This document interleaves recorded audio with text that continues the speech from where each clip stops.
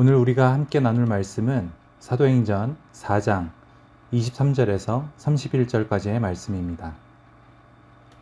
사도들이 노임에 그 동료에게 가서 제사장들과 장로들의 말을 다 알리니 그들이 듣고 한 마음으로 하나님께 소리를 높여 이르되 대주제여 천지와 바다와 그 가운데 만물을 지으신 이시오 또 주의 종 우리 조상 다윗의 입을 통하여 성령으로 말씀하시기를 어찌하여 열방이 분노하며 족속들이 허사를 경영하였는고 세상의 군왕들이 나서며 관리들이 함께 모여 주와 그의 그리스도를 대적하도다 하신 이로소이다.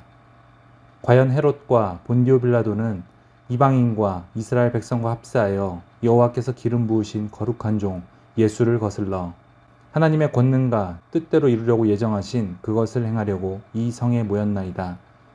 주여 이제도 그들의 위협함을 굽어보시옵고 또 종들로 하여금 담대히 하나님의 말씀을 전하게 하여 주시오며 손을 내밀어 병을 낫게 하시옵고 표적과 기사가 거룩한 종 예수의 이름으로 이루어지게 하옵소서 하더라. 빌기를 다음에 모인 곳이 진동하더니 무리가 다 성령이 충만하여 담대히 하나님의 말씀을 전하니라. 아멘. 담대한 간구라는 제목으로 말씀 전해질 때 많은 은혜 받으시길 바랍니다. 할렐루야, 수요일에 오신 여러분들을 예수님의 이름으로 환영하고 축복합니다. 코로나가 기승을 부리던 지난 2021년 11월, 우리는 사도행전을 묵상하며 코로나 시국 가운데서도 새롭게 일하실 하나님을 바라보았습니다. 매일 새벽과 주일 설교에서 사도행전의 말씀을 묵상하며 예수님의 승천 이후 세워진 초대교회에 역사하셨던 성령님의 놀라운 일하심을 우리는 말씀으로 경험할 수 있었습니다.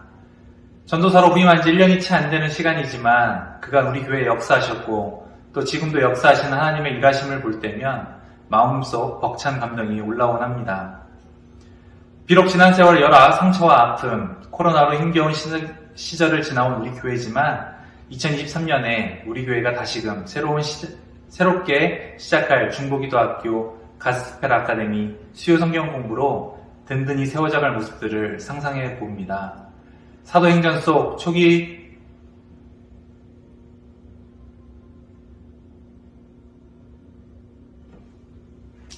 비록 지난 세월 여러 상처와 아픔, 코로나로 힘겨운 시절을 지나온 우리 교회지만 2023년에 우리 교회가 다시금 새롭게 시작할 중보기도학교, 가스펠 아카데미, 수요 성경 공부로 든든히 세워져갈 모습들을 상상해보니 사도행전 속 초기 초대교회의 모습이 많이 생각났습니다.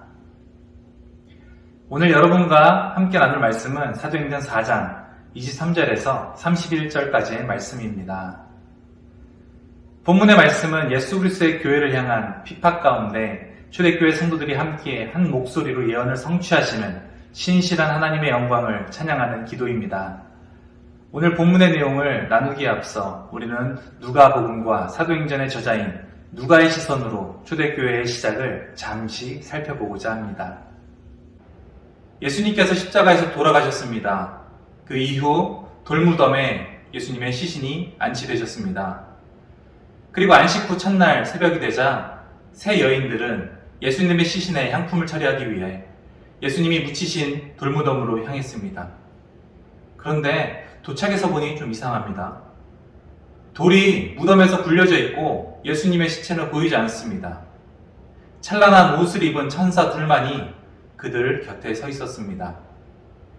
여인들은 두려웠습니다. 땅에 얼굴을 대고 엎드렸습니다. 천사들은 두려워하는 그들을 향하여 이렇게 말했습니다. 어찌하여 살아있는 자를 죽은 자 가운데서 찾느냐? 그가 살아나셨다. 너희는 예수께서 갈릴리에 계실 때 너희에게 어떻게 말씀하셨는지를 기억하라. 이렇게 이야기를 들은 여인들은 불이 나게 무덤에서부터 자신들이 있었던 곳으로 돌아가게 바빴습니다. 그리고 11사도를 만나고 또 다른 모든 사람들에게도 이렇게 외쳤습니다. 예수님이 살아나셨어요. 하지만 사람들은 믿지 않았습니다. 베드로는 그 말을 듣고 눈으로 직접 확인하기 위해 무덤에 달려갔습니다. 무덤에 도착해보니 정말 예수님을 감쌌던 세마포만 그 자리에 남아 있었습니다. 그러나 그는 예수님이 살아나셨다는 것을 여전히 확신하지 못했습니다. 이게 어떻게 된 일인가 하고 그저 놀랄 뿐이었습니다. 예수님이 여전히 의심하고 두려워하는 이들에게 당신의 손과 발을 보이셨고 그들과 더불어 생선 한 토막을 드시며 모세의 율법과 이사야 그리고 시편에서 기록된 모든 말씀들이 이루어졌음을 40일 동안 그들과 함께 지나며 말씀해 주셨습니다. 그리고 예수님이 승천할 때가 다가왔습니다. 승천하시기 전 제자들에게 예수님께서는 누가복음 24장 48절에서 49절의 말씀을 선포해 주셨는데요. 너희는 이 모든 일의 증인이라. 볼지어다 내가 내 아버지께서 약속하신 것을 너희에게 보내리니 너희로 위로부터 능력으로 입혀질 때까지 이 성에 머물라 하시니라. 그렇게 예수님은 그들을 축복하시고 그들에게 말씀하시고 하늘로 올려주셨습니다. 그렇게 누가복음이 끝이 났습니다. 사도행전에서 예수 그리스도의 승천 이후에 사건들이 소개되기 시작하는데요. 사도행전 1장 8절에서는 앞선 누가복음의 말씀에서 내 아버지께서 보내리라 약속한 그것에 대해서 분명하게 말씀합니다. 그것이 무엇일까요? 바로 성령이었습니다. 사도행전 1장 8절의 말씀을 다 같이 읽어보겠습니다. 오직 성령이 너희에게 임하시면 너희가 권능을 받고 예루살렘과 온 유대와 사마리아와 땅끝까지 이르러 내 증인이 되리라 하시니라. 아멘. 그런데 이상합니다. 제자들은 이미 예수님의 살아계심과 그분의 역사하심을 경험한 증인이었습니다. 그런 그들에게 왜 다시금 증인이 되리라 말씀을 하셨을까요? 그것은 과거의 증인과 성령 충만한 증인은 다르다라는 것을 말씀하신 것이었습니다. 예수님께서는 당신의 증인을 진명하여 부르셨습니다. 예수 그리스도의 증인은 무엇을 증언하는 자라고 생각하십니까? 네, 바로 예수 그리스도의 복음을 증언하는 자입니다. 하나님의 말씀을, 그리고 하나님이 우리 삶 가운데 어떻게 살아 역사하셨고 어떻게 지금도 역사하고 계시는지를 우리는 증언해야 합니다. 하지만 예수님이 십자가에서 돌아가신 후 예수님의 제자들은 과거 자신의 모습으로 돌아갔습니다. 그들에게서는 예수님과 함께 했을 때의 권능이 나타나지 않았습니다. 예수님과 동행하며 권능받아 사역하였던 담대했던 그들의 모습은 어디로 갔는지 모르겠습니다. 제자들의 모습을 통해 우리는 한 가지를 깨달을 수 있습니다. 바로 사람의 증언은 상황과 환경, 감정, 그리고 시간의 흐름에 따라 달라질 수 있다는 것입니다. 쉽게 말해서 은혜 받을 때는 모든 것이 새롭고 감사합니다. 입술에 찬양이 떠나지 않습니다. 내 삶에 역사하신 하나님을 주변에 증언하는데 거침이 없습니다. 하지만 오래지 않아 우리는 익숙함에 무뎌지고 내가 경험했던 은혜의 감동도 반감됩니다. 그리고 반감되다 못해 사라져버려 언제 그랬냐는 듯 우리의 입술은 하나님을 찬양하는 것이 아닌 그저 불평, 불만을 내뱉고 있을 뿐입니다. 인간은 너무나 연약합니다. 내가 아무리 말씀을 읽어야지, 기도해야지, 새벽 기도 가야지 하고 매일 스스로를 다짐하고 되뇌이고 또 노력하더라도 늘 한계가 존재합니다. 스스로 바뀌려 노력하나 늘 한계에 부딪히고 그 모습에 낭망하고 쓰러지는 것이 우리의 모습입니다. 우리가 그럴진데 예수님 승천 후에 제자들은 과연 얼마나 다를 수 있었을까요? 그들 또한 과거의 모습으로 돌아간 스스로의 모습을 보며 큰 실망을 느꼈을 것입니다. 그런 우리를 아시고 예수님은 다시 찾아오셨습니다. 그리고 40일간 제자들과 유하시며 사도행전 1장 8절의 말씀을 남기시고 승천하시는 그 순간까지 제자들이 하나님의 참된 증인으로 서길 바라셨습니다. 제자들은 예수님께서 남겨주신 1장 8절의 말씀을 붙들고 마가의 다락방에 모였습니다. 간절히 기다리며 기도했습니다. 그러던 어느 날 오순절날이 됐습니다. 이전과 마찬가지로 마가 다락방에 모여 간절히 주님의 은혜를 구하던 그들에게 갑자기 성령이 임했습니다. 하늘로부터 급하고 강한 바람 같은 소리가 그들의 온 집에 가득 찼습니다. 환상을 보고 또 모두가 성령 충만함을 얻어 각각의 다른 언어로 방언을 말하기 시작합니다. 각기 다른 나라에서 온 사람들이 그들이 하는 각각의 방언을 알아듣고는 모두가 깜짝 놀랐습니다. 구약의 요엘서 2장 28절에서는 이미 이것을 예언하고 있었습니다.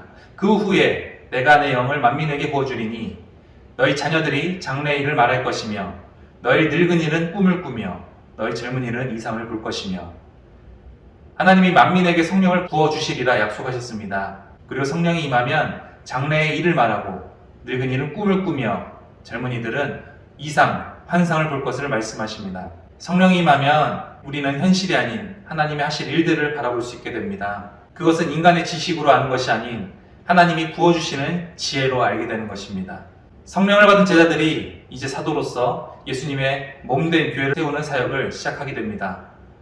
예수님 승천하신 이후 자신의 목숨을 내걸고 예수님을 증거하는 삶으로 삶이 완전히 뒤바뀌었습니다.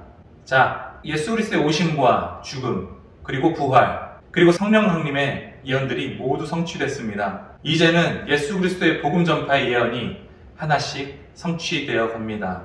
바로 성령님의 전적인 역사심을 통해서 말입니다. 과거 사사를 통해서 또 선지자를 통해서 일하셨던 하나님은 성령을 통해서 예수를 구주라 고백하는 모든 이들에게 성령의 능력을 더하십니다. 그리고 그들을 당신의 도구로 삼아 이 모든 일들을 이뤄 나아간다 말씀하셨습니다. 마찬가지로 하나님은 이 시대, 이 땅에 가락 성상교회를 세우셨고 그리고 우리를 주님의 도구로 삼으셨습니다. 하나님은 우리를 통해 일하기를 원하십니다. 우리가 성령님의 역사하심을 간절히 믿고 기대하고 기도하며 나아갈 때 주님은 우리에게 주님의 사역을 감당할 만한 능력을 허락하시고 맡기십니다. 성령의 충만함을 받기 위해서 우리는 사도행전 1장 14절의 말씀처럼 모두가 마음을 같이하여 오로지 기도에 힘써야 합니다.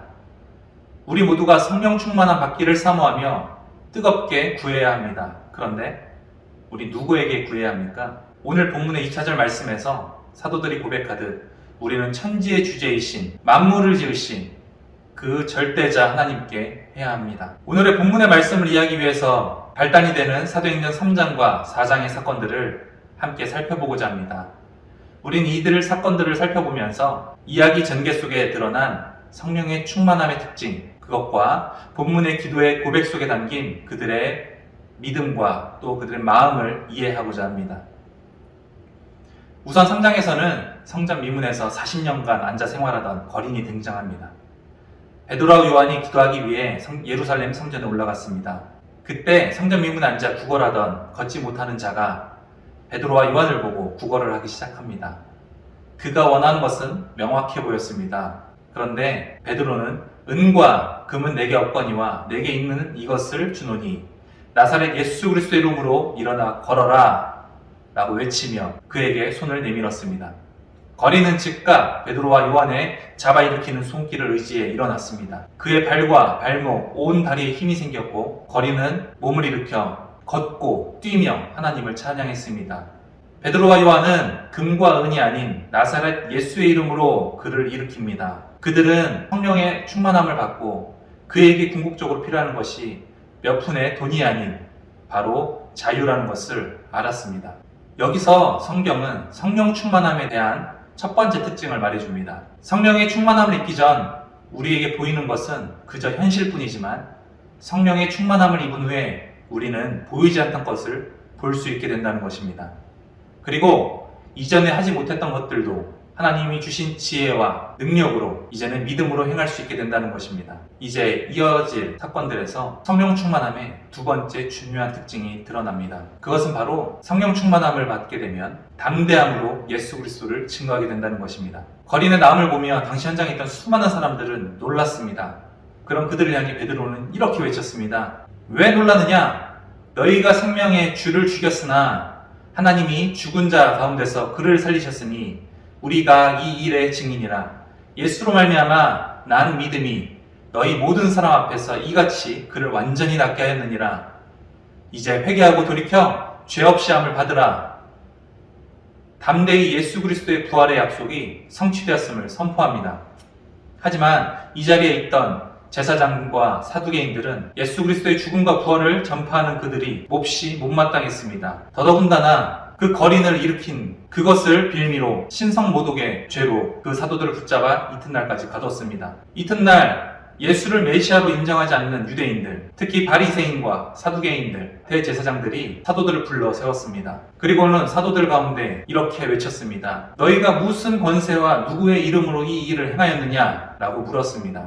이들이 한 질문에는 귀신의 힘을 빌어 이적을 행하여 하나님께 죄를 지은 자들이 바로 너희라는 것을 의미했습니다. 이에 8절에서 그들에 대한 베드로의 대응을 이렇게 묘사합니다. 이에 베드로가 성령이 충만하여 이르되 백성의 관리들과 장로들아, 10절에서 너희와 모든 이스라엘 백성들은 알라, 너희가 십자가에 못 박고 하나님이 죽은 자 가운데서 살리신 나사렛 예수 그리스도의 이름으로 이 사람이 건강하게 되어 너희 앞에 섰느니라. 11절, 이 예수는 너희 건축자들의 버린 돌로서 진 모퉁이의 머릿돌이 되었느니라. 12절, 다른 이로서는 구원을 받을 수 없나니 천하 사람 중에 구원을 받을 만한 다른 이름을 우리에게 주신 일이 없음이라 하였더라. 그들은 당황했습니다. 학문적으로 근본이 없는 그저 범인으로만 알던 그가 예수와 전에 함께 있었던 것으로 깨달았습니다. 더더욱이 예수 그리스도의 이름으로 선 자가 그들과 함께 있는 것을 보고는 더 비난할 말이 없어졌습니다. 베드로와 그들을 향해 유대인들이 그들의 왕이신 예수를 버렸지만 이제 그리스도가 교회의 모퉁이의 머릿돌이 되었다는 구약의 예언을 언급하며 그 예수를 죽인 자들이 바로 너희라고 하는 그 순간에도 그들은 아무것도 할 수 없었습니다. 이미 수천 명의 사람들이 베드로와 요한의 말을 믿게 된 상황에서 백성들의 동요를 고민한 관리들은 그들을 처벌할 어떠한 방법도 찾지 못했습니다. 다만 그들에게 예수의 이름으로 말하지도 가르치지도 말 것을 요구했습니다. 하지만 사도들은 이를 담대히 거부했습니다. 그들이 보고 듣고 경험한 모든 것을 그대로 선포하겠노라 말합니다. 이윽고 그들은 보란듯이 풀려났습니다. 우리가 살아가는 세상은 온갖 증언들이 난무하는 곳입니다. 자신들이 옳다, 중요하다 생각하는 것을 기준으로 모든 것을 판단합니다. 학식이 많고 적음, 부가 많고 적음, 용모와 생김새가 어떠한지 등 보여지는 것이 중요한 판단의 기준이 되곤 합니다. 그들 중 하나님의 이름을 망령되이 일컫는 교만한 자들은 예수 그리스도의 복음을 배척하며 믿는 자들을 어리석다, 힐난하게 바쁩니다. 크리스천들을 능력 없고 미련한 사람으로 매도하며 비난하기도 합니다. 이런 시대에 살아가는 우리의 모습은 어떻습니까? 손해보지 않으려고 혹은 그리스도인답게 살 자신이 없어서 그리스도인으로서의 정체성을 숨기고 살고 있지는 않습니까? 믿으나 믿지 않는 자의 모습의 삶을 살아가고 있을지도 모르는 우리는 하나님의 도우심으로 성령 충만함을 입어 우리의 내면 속 숨겨졌던 우리의 믿음의 실체를 깨닫고 회복해야 될 줄 믿습니다. 우리는 이제 오늘의 본문의 말씀에서 드러난 그들의 고백을 하나씩 살펴보고자 합니다. 24절입니다. 그들이 듣고 한 마음으로 하나님께 소리를 높여 이르되 대주제여 천지와 바다와 그 가운데 만물을 지으신 이시오. 권세자들의 압제에서도 담대히 진리를 외치며 풀려난 베드로와 요한은 그들의 동료들에게 돌아갔습니다. 그리고 이 소식을 모두 겪은 그대로 그들에게 전했습니다. 그리고 그들이 겪은 모든 것들을 그들의 동료에게 전했습니다. 이 소식을 모두 전해들은 초대교회 성도들은 모두 한 목소리로 하나님의 영광을 찬양하는 기도를 드립니다. 이 기도는 풀려난 것에 대해 축하하는 승리의 기도가 아닙니다.